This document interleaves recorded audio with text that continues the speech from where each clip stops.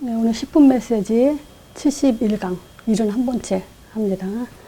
오늘은 정말 이 영적 사실 요거에 대해서 좀 말씀을 나눌게요. 이제 물론 영적 사실에 대해서 할 말은 많죠. 그렇지만 우리가 10분 메시지니까 내가 딱 가지고 말할 수 있는 그런 메시지이기 때문에 간단히 하겠습니다.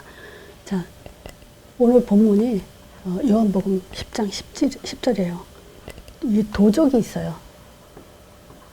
이것은 죽이고 멸망시키는 이것만 할 줄 아는 도적이에요. 또 베드로전서 5장 8절이요. 우리는 이런 성경 내용을 보면서도 왜 이것을 명심하지 못할까요? 지금 이런 존재가 다 이 생각을 병들게 하고 우선순위를 바꿔놓으니까 무는 사같이 두루다니며 삼킬 자를 찾는 요 대적 마귀가 있어요. 이게 영적 사실이에요. 자, 영적 사실에 뭐가 있죠? 영적인 것. 성삼위 하나님, 사단, 천사, 인간. 이렇게 영적 존재죠.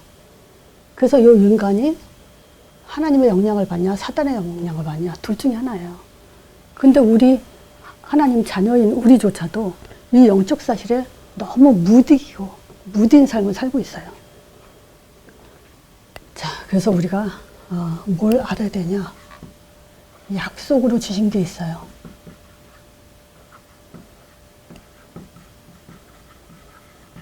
요거에 대해서 우리가 좀 집중해야 돼요. 에베소서 1장이죠. 하늘에 속한 신령한 모든 복.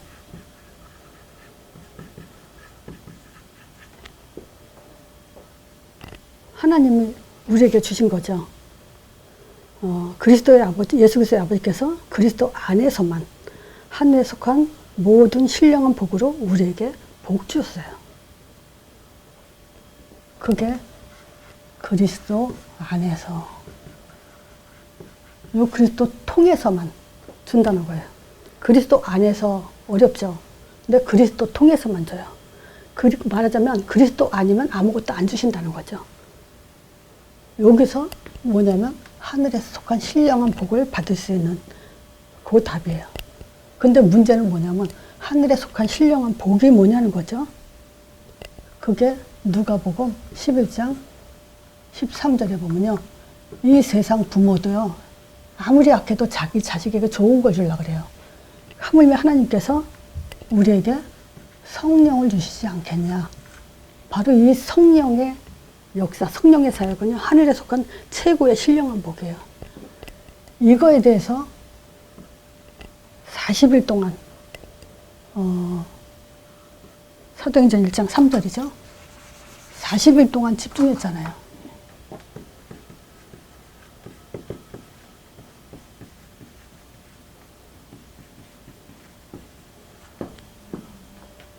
성령에 대해서 우리는 민감해야 돼요. 그렇지 않으면 육적인 신앙생활이고 다 육적인 거죠. 그러면 성령의 하늘에 속한 신령한 복이 뭐냐? 이것도 우리가 막연하게 하늘에 속한 신령한 복, 이렇게 성령 그걸로만 하지 말고요. 사도행전 2장에 5가지를 가지고 우리는 하늘에 속한 신령한 복이라는 걸 알아야 돼요. 성령 충만이요. 그쵸? 이것만큼 더 좋은 건 이 땅에 없습니다.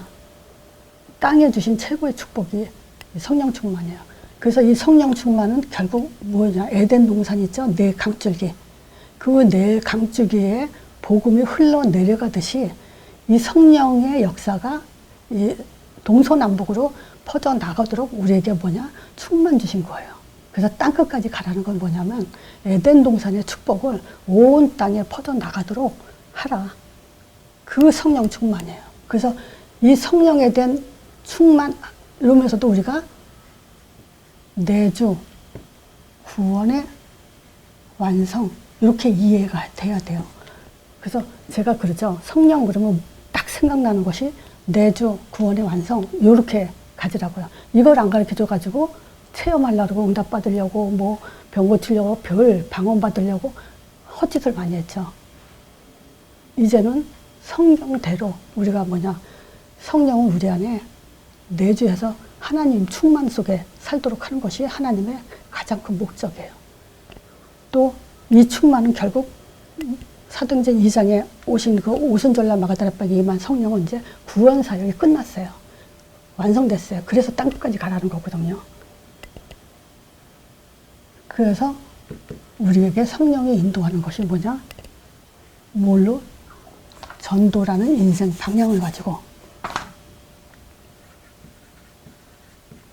살도록 그렇게 하나님이 방향을 알려주셨어요.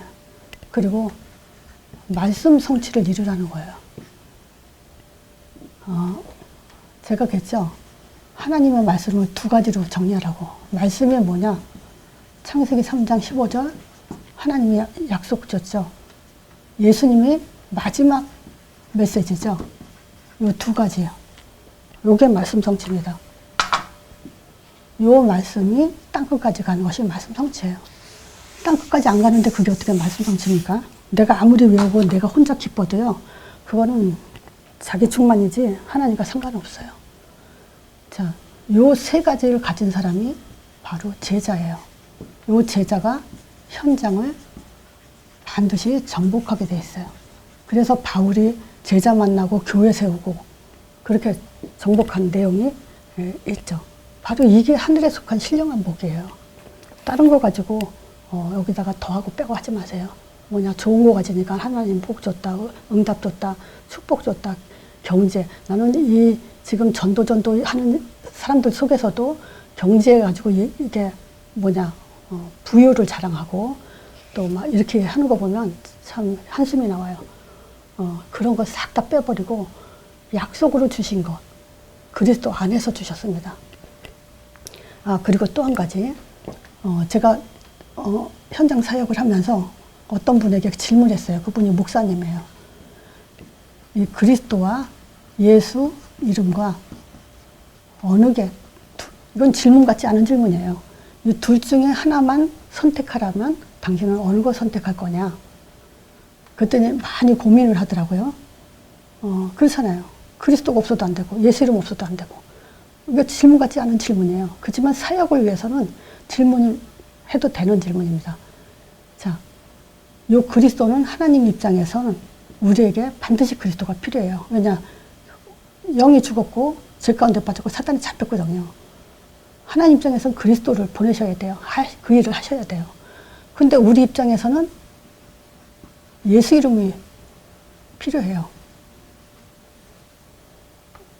문제는 뭐냐? 그동안에 예수 이름을 가지고 예수님은 얘기를 하면서 치유했다, 능력 있는 분이다, 세례한 엘리야 같다, 막 이렇게 떠들었잖아요. 기독교가 그렇게 가르쳤잖아요. 보세요. 순복음은 성령 충만 방언 체험하라 그러죠. 베레아는 귀신만 얘기하죠. 구원파는 구원만 얘기하죠. 예수 얘기하면서 선행봉사, 왜 교회가 사회 헌신 안 하냐, 막 이렇게 떠들잖아요. 그러니까 계속 예수에 대해서 딴소리를 했기 때문에 그걸 강조하지 말고 그리스도 강조하라, 이 얘기죠. 근데 우리는 그리스도 이름을 영접해야만 그리스도의 일이 일어나요. 그래서 제가 예를 들자면요. 요게 스위치고 요게 빛이에요. 스위치를 안 올리는데 어떻게 빛이 바랍니까? 그래서 우리 입장에서는 예수 이름이다. 그 대신 딴 생각하지 말고 요 그리스도에 초점을 둬야 된다. 이제 그 얘기를 한 적이 있어요. 자, 그러니까 그리스도 안에서 우리에게 신령한 복은 바로 그리스도의 빛에 하나님 영광의 광채의 빛이에요. 그렇지만 예수 이름으로 우리는 그리스도 안에서 살아야 된다는 거고요. 두 번째가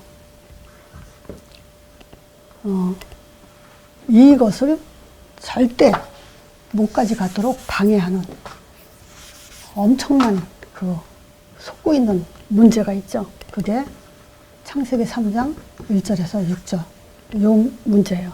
그게 사단이 하는 짓, 자, 사단은 불순종하게 해요. 그쵸? 그래서 선악과 먹으라고 거짓말 시켜서 했죠. 그래서 이 불순종이 멸망시키는 키예요. 방법이기도 하죠. 자, 하나님이 창세기 3장 15절 얘기했어요. 여인의 후손이 뱀의 머리에 상하게 하겠다고. 그랬더니 지금 뭐냐? 요거를 무지하게 만들었죠. 어떻게 한 게 무지냐? 요 창세기 3장 근본 문제를 모르면서 예수 얘기하는 것도 무지예요. 그리스도 말해주지 않는 것도 무지예요.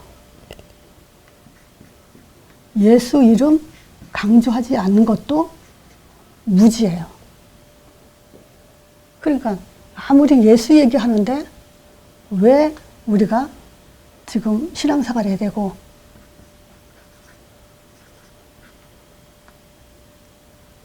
왜 우리가 지금 예수를 믿어야 되는지 그 이유에 대해서 정확하게 말해주지 않으면 그건 무지될 수밖에 없죠. 또 이것뿐만이 아니라 기독교에서 지금 뭐예요? 안식일날 예배 강조하잖아요. 여호와 하나님은 아는데 예수 모르잖아요. 이것도 다 무지죠. 그뿐만이 아니고 변질되게 했죠. 초점이 율법,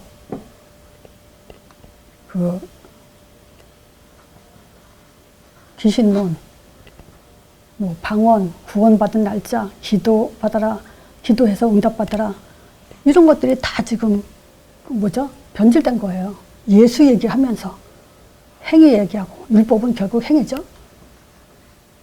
귀신론, 잘못된 걸 얘기하고 있고, 방언 강조하고 있고, 구원받은 날짜 강조하고 있고, 기도해서 응답받으라고 강조하고 있고, 이런 것들이 1단계가 안 됐는데 무슨 기도해서 응답을 받습니까? 복음과 주시는 응답을 모르는데 무슨 기도를 합니까? 이런 것들이 지금 변질된 거고, 또 나는 이렇지 않다. 이런 사람은 뭐냐? 돈에 초점이 있고요. 성공에 초점이 있고, 또 사랑. 왜 기독교에서 너네 교회는 사랑이 없냐? 왜 너네 교회에서는 복음이 있다면서 행위가 그따위냐? 이런 것들이 다 변질된 얘기예요. 또 무감각한 상태. 뭐가 무감각하냐? 진짜 복음 감사가 없어요. 그리스도 무감각해요. 예수 이름 무감각해요. 자, 사단이 불순종을 통해서 멸망시키는 방법. 첫 번째가 창세기 3장 무지, 변질, 무감각이고요. 그 다음에 죄 속에 빠지게 하는 거예요. 그래서 여러분들은 죄가 뭐냐 했을 때 당연히 말해줘야 되는 것이 뭐냐? 요한복음 16장 9절이요. 죄에 대함은 저희가 나를 믿지 않는다. 예수를 믿지 않는 게 죄다. 그게 바로 요거예요. 무지, 변질, 무감각. 예수를 모른다는 거죠. 하나님을 믿지 않는다는 게 죄가 아니에요. 예수를 믿지 않는 게 죄예요. 그리고 뭐냐? 우선순위요. 요게 바뀌었다는 건 뭐죠? 하나님보다 더 중요한 게 있다. 이 얘기예요. 그리고 뭐냐? 당연히 이렇게 되면 성령 인도 못 받게 돼 있죠. 요게 죄예요. 또 사단은 뭐 하냐? 자기 자녀를 종노릇하게 만들죠. 그래서 결국 뭐냐? 구원 못 받게. 두 번째, 인도 못 받게. 그래서 제가 오늘 요 메시지는 영적 사실, 인도 못 받게 하는 요게 바로 뭐냐? 복음 지속 못하게 하는 거예요. 인도 못 받게 한다는 것은. 복음 지속 못하게 한다는 건 뭐죠? 개인화 안 되고 있다는 거예요. 개인화 못하게. 또 어떤 귤에, 율례에 묶여서 개인화 못하는 사람 있죠. 성령인도